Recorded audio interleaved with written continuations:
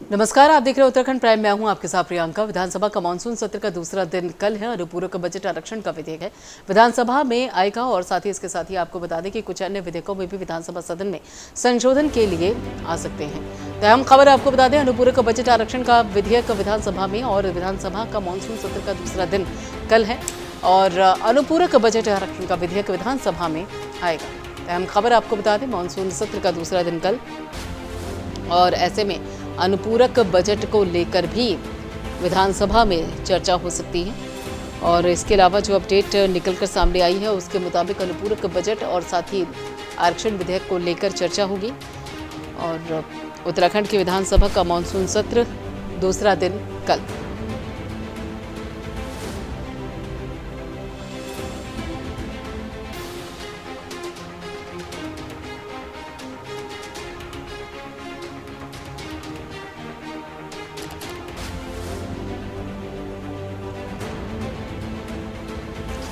तो अहम खबर आपको बता दें कि अनुपूरक बजट और आरक्षण का विधेयक विधानसभा में और इसके अलावा जो अपडेट सामने आ रही है उसके मुताबिक आपको बता दें कि ये दूसरा दिन है कल और 1100 करोड़ का अनुपूरक बजट विधेयक सदन में पेश होगा। जानकारी के सामने आ रही है कि सीएम पुष्कर सिंह धामी सरकार की तैयारी है ये।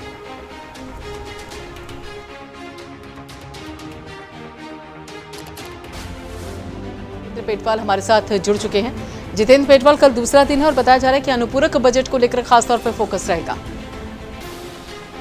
देखिए, जाहिर सी बात है क्योंकि सरकार ने जो ये मानसून सत्र बुलाया है उसमें कहीं ना कहीं अनुपूरक बजट भी एक हिस्सा है, क्योंकि प्रदेश में कई विकास कार्य होने हैं और बजट की उनके लिए आवश्यकता होगी। तो उसको देखते हुए सरकार ने इस सत्र को आउट किया है। कई विधेयक भी हैं जो राज्य हित के विधेयक हैं और विभिन्न जो जन उपयोगी कार्य हैं उनके लिए उन विधेयकों का पारित होना बहुत जरूरी है।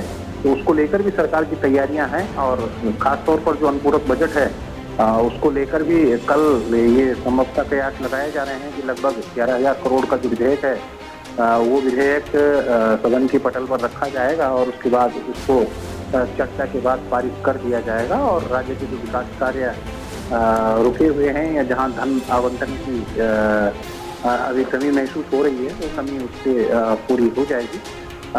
तो कई अहम मुद्दे हैं जो इस दौरान रहेंगे सदन की चर्चा में।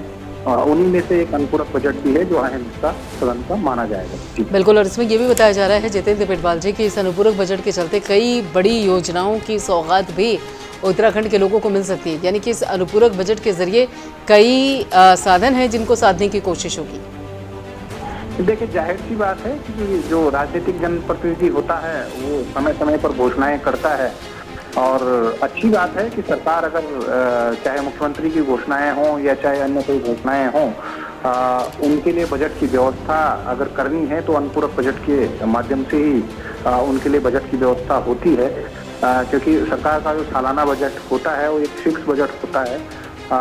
उसको जो वित्तीय वर्ष होता है उसमें खर्च करना होता है और अनुपूरक बजट अब सरकार ला रही है। उसमें भी कई ऐसे विकास योजनाएं होंगी जो मुख्यमंत्री की घोषणाओं से सम्मिलित होंगी, मंत्रियों की घोषणाओं से सम्मिलित होंगी और कई अहम ऐसे विकास कार्य होंगे जिनके तत्काल प्रभाव से उनको कराने की आवश्यकता होगी। तो उसके लिए बजट की आवश्यकता होती है और एक परंपरा है सदन की कि वो बजट सदन में पारित होता है और उसके बाद वो जन उपयोगी कार्यों में लगाया जाता है।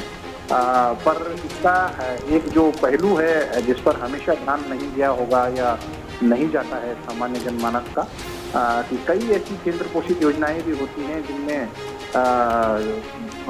संभावनाओं से अधिक बजट जो है वो पड़ा रहता है और वो समय पर उसका उपयोग नहीं हो पाता है और वो ल्याप्स हो जाती हैं।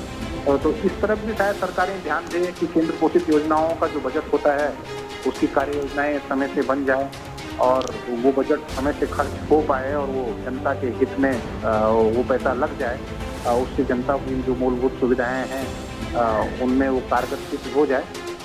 तो हालांकि सरकारों का ये दायित्व रहता है कि उनको अपने बजट की पूर्ति करनी है, तो उसके लिए बजटों का आना और बजट को लाना, अनुपूरक बजट के रूप में लाना वो सरकार की जिम्मेदारी होती है। लेकिन मैं इस बात से भी गुरेज नहीं करता कि केंद्र पोषित योजनाओं का कई बजट पिछला इतिहास अगर उठा के देखें तो उत्तराखंड में वो लेफ्ट होता है, उससे कई बार चर्चाएं भी होती हैं और वो देखने को भी मिला है। बिल्कुल, लेकिन तो इसके अच्छी अलावा बात। जी जितेंद्र जी, यहाँ पर अगर अनुपूरक बजट के साथ साथ बताया जा रहा है कि यहाँ 13 विधेयक और भी हैं जिनको पटल पर रखा जाएगा, जिस पर चर्चा की जाएगी, तो उनमें खास तौर पर अगर देखा जाए तो कौन से विधेयक सबसे अहम बताए जा रहे हैं? देखिए, कई विधेयक ऐसे हैं जिनको जनोपयोगी कार्य हेतु लागू करना है और सदन के पटल पर आएंगे। दलित आरक्षण एक काफी पुराना मुद्दा रहा है और समय समय पर इसकी चर्चाएं वार्ताएं भी हुई हैं, कई संगठनों ने इनकी मांग भी उठाई है। तो आंदोलनकारियों के जो क्षतिज आरक्षण का मुद्दा है, ये सिंधीकरण का मुद्दा है, वो भी विधेयकों में शामिल है।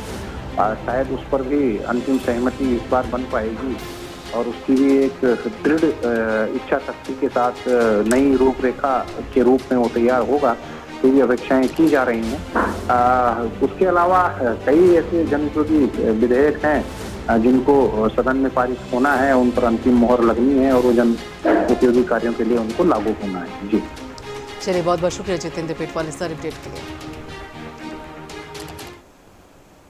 बागेश्वर में शांतिपूर्ण तरीके से संपन्न हुआ मतदान। शाम 5 बजे तक बताया जा रहा है कि 56% मतदान हुआ है। तो यहाँ पर आपको बता दें कि बागेश्वर में शांतिपूर्वक मतदान संपन्न हुआ है और प्रशासन भी पूरी तरीके से अलर्ट मोड पर रहा। प्रशासन ने भी पूरी तरीके से चौकसी बरत कर रखी ताकि कहीं पर भी कोई तनावपूर्ण स्थिति ना बने।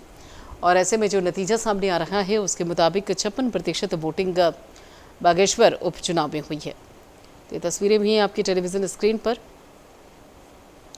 तो बागेश्वर उपचुनाव को लेकर देखा जाए तो सत्ता पक्ष और विपक्ष दोनों ही आमने सामने थे। असल मुकाबला बीजेपी और कांग्रेस के बीच में था और जानकारी ये सामने आ रही है कि लगभग 56% जो मतदान है वो हुआ है बागेश्वर में और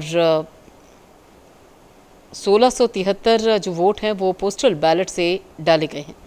तो पूरी सुरक्षा व्यवस्था के बीच में मतदान हुआ और यहाँ पर जो जानकारी सामने आ रही है उसके मुताबिक तो पांचों प्रत्याशियों के जो भाग्य हैं वो ईवीएम में कैद हो चुके हैं। उपचुनाव में 55.44% मतदान हुआ है। पीठासीन अधिकारियों की डायरी में मिलान करने के बाद वास्तविक मतदान के आंकड़े सामने आएंगे। उत्तराखंड विधानसभा का मानसून सत्र शुरू हो गया है और वंदे मातरम के नारों के साथ ही सत्र की शुरुआत की गई है। सदन के नेता पुष्कर सिंह धामी भी मौजूद रहे, जहां उन्होंने विधानसभा अध्यक्ष ऋतु खंडूरी भूषण से शिष्टाचार भेंट किए और ऋतु खंडूरी से मिले हैं सीएम धामी। विधानसभा अध्यक्ष से भी शिष्टाचार भेंट किए। प्रधान यहाँ पर जानकारी यह है कि मानसून सत्र की शुरुआत होने के साथ साथ ही कहीं ना कहीं विपक्ष अगर अपनी रणनीति बना रहा है तो सत्ता पक्ष भी ढाल की तैयारी में जुटा हुआ है। तो ये तस्वीरें आपकी टेलीविजन स्क्रीन पर ऋतु खंडूरी से मिली हैं सीएम धामी।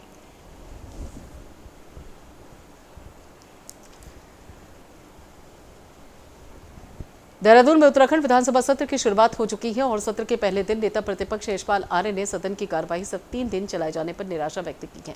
नेता प्रतिपक्ष का कहना है कि सत्र से पहले 614 प्रश्न सदन में पटल पर रखने की बात कही गई थी, लेकिन केवल 3 दिन में 614 प्रश्न कैसे पूरे हो सकेंगे।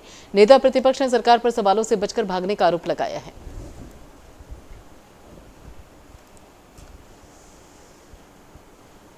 ठप है, बेरोजगारी चरम सीमा पर, इसका लगातार हमने पूरे सदन में भी और सड़कों में भी संघर्ष किया है।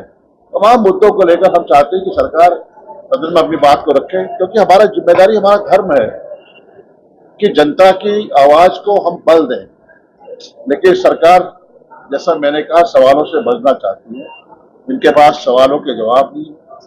सरकार की जिम्मेदारी है, सरकार कह रही है कि माननीय उच्च न्यायालय का डायरेक्शन है, निर्देश है, लेकिन हमारा कहना है कि अच्छा होता सरकार विधेयक लाती, सरकार कानून बनाती, सरकार माननीय उच्चतम न्यायालय में जाती और जो अतिक्रमण के नाम पर जिस तरह से उजाड़ने का प्रयास हो रहा है उस पर रोक लगाती, तो ये लोकप्रिय सरकार कहलाती। लेकिन सरकार की नीयत और सरकार की मंशा उचित नहीं, ठीक नहीं है। इसी को लेकर हमने सदन का सत्र को बढ़ाने का आग्रह किया है। कल भी हम इस मुद्दे को लेकर सदन में अपनी बात को रखेंगे।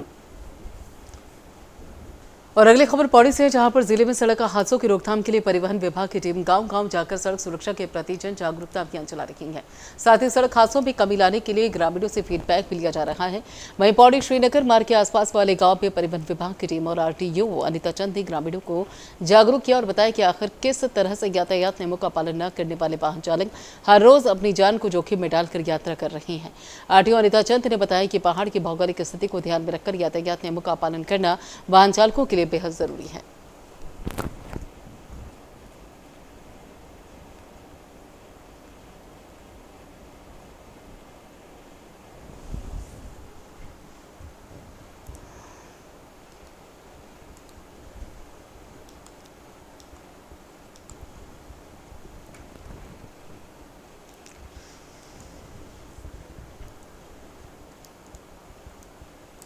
बेतहाशा बढ़ती महंगाई, बेरोजगारी और आपदा से प्रभावितों को राहत देने की मांग को लेकर मार्क्सवादी कम्युनिस्ट पार्टी ने डोईवाला तहसील मुख्यालय पर प्रदर्शन किया। उप जिला अधिकारी के माध्यम से राज्यपाल को संज्ञान भेजते हुए कहा कि पूरे देश की तरह उत्तराखंड में भी खाद्य पदार्थों सहित सभी वस्तुओं के दाम चरम सीमा पर हैं। पढ़ा लिखा नौजवान बेरोजगारी के चलते सड़कों पर घूम रहा है, लेकिन प्रदेश सरकार को कोई सुध नहीं। वर्तमान सरकार गरीबों को दूर करने, बढ़ती महंगाई को कम करने, बेरोजगार युवकों को रोजगार देने के नाम से चुनाव में वोट लेकर सत्ता में पहुंची, लेकिन गरीबी तो दूर गरीबी को ही हटाना शुरू कर दिया है। अतिक्रमण के नाम पर उनके घरों पर बुलडोजर चलाकर उन्हें बेघर करने पर लगी हुई है।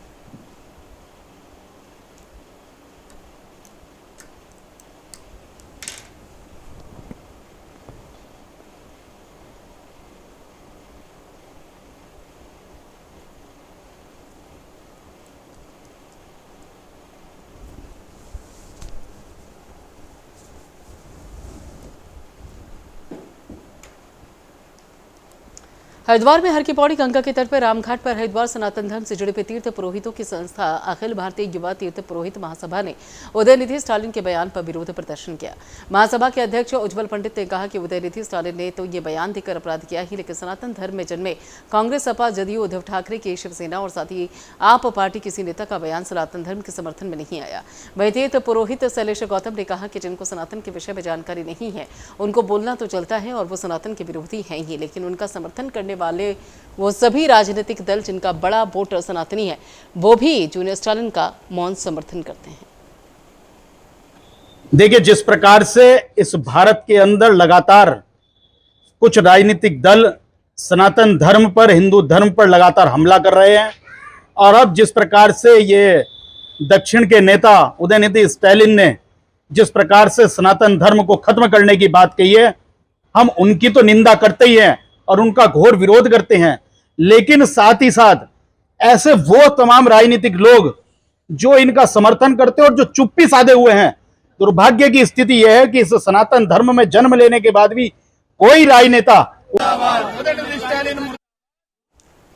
गदरपुर थाना पुलिस को बड़ी सफलता मिली है, जहां पुलिस ने चोरी की 6 बाइक के साथ ही एक बाइक चोर को गिरफ्तार कर जेल भेज दिया। बता दें कि गदरपुर क्षेत्र में कुछ वाहन चोरी हुए थे, जिसके लिए थाना अध्यक्ष राजेश पांडे, सब इंस्पेक्टर ओम प्रकाश और सब इंस्पेक्टर भूपेंद्र सिंह की एक विशेष टीम बनाई गई थी, जिसके बाद टीम ने कार्रवाई करते हुए बाइक चोर को गिरफ्तार कर लिया और जेल भेज दिया। वहीं पूछताछ के दौरान चोर ने बताया कि 5 अन्य बाइक भी उसने चोरी की थी, जिसकी निशानदेही पर उत्तर प्रदेश उत्तराखंड की सीमा पर झाड़ियों से पुलिस ने 5 बाइकें बरामद की। थाना गदरपुर में एक मोटरसाइकिल चोरी जो क्या कहते हैं बातोस बाजार से चोरी हुई थी, उसके संबंध में एक यहाँ पर अभियोग पंजीकृत किया गया था, जिसमें हमारे थाना अध्यक्ष गदरपुर के द्वारा ये थाने से एक टीम उसमें गठित की गई थी उस बाइक को बरामद करने के लिए। तो तमाम सीसीटीवी कैमरों के देखते हुए और मुखबिर की सूचना के आधार पर 2 तारीख को ये सकनिया रोड में एक मोटरसाइकिल चालक जो कि तेज़ी से भाग रहा था, तो वहाँ पर हमारी टीम के द्वारा जो है उसको रोका गया। जो ही उसको रोकने का हाथ दिया तो वो पीछे मुड़ करके भागने लगा, तो हमारी पुलिस टीम के द्वारा उसको दबोच लिया गया। उससे पूछताछ की गई, सख्ती से पूछताछ करने पर उसके द्वारा अपने उस मोटरसाइकिल के कागज़ों को वो नहीं दिखा पाया, तथा उसके द्वारा जो है ये जो 29 तारीख को यहाँ से मोटरसाइकिल चोरी होने की जो घटना हुई थी उसको चोरी करने को उसने कबूला। साथ ही उसके साथ जो है उससे सख्ताई से पूछताछ करने पर उसके द्वारा इसी थाना क्षेत्र से 5 बाइकें और चोरी होने की जो है उसके द्वारा जो है सूचना दी गई, जिन्हें मुखबिर की जिनको हमने अब्दुल्ला नगर बॉर्डर के पास पुलिया के नीचे झाड़ी